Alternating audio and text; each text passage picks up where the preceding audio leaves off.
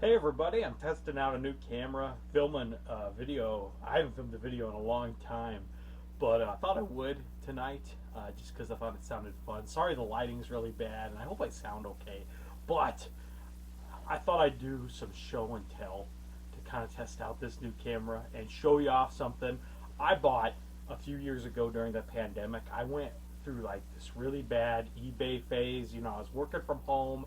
I was buying all these things that I didn't need, and one of those things was NASCAR Diecast. I kind of got back into buying NASCAR Diecast again. Thankfully, my addiction has kind of resided, and I haven't got back into it.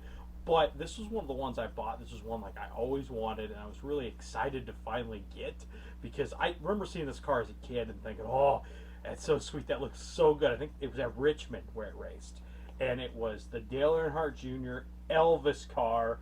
I almost said Elvis Mobile, but look at that, baby. Oh, yeah, so cool.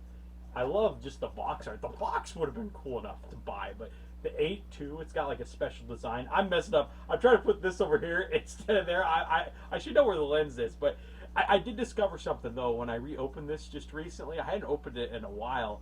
I noticed that part of it was broken, and I'll show you what part. If you're a NASCAR fan and you collect diecasts, you probably already know what part of this car was broken, what part came off.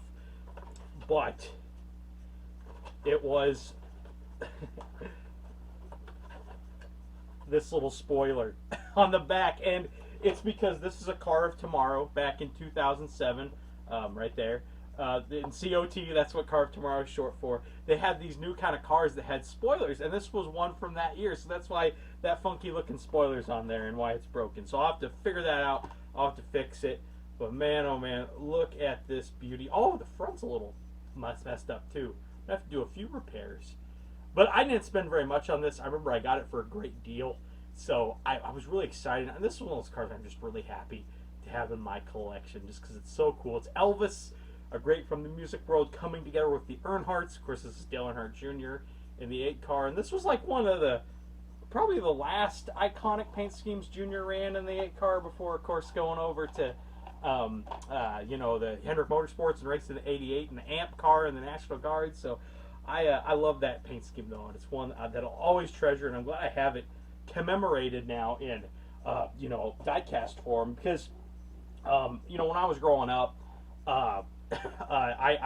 when you're a kid, you can't really afford all those cool diecasts. Then when you discover eBay in your 20s, you're like, whoa, look at all these. They're here.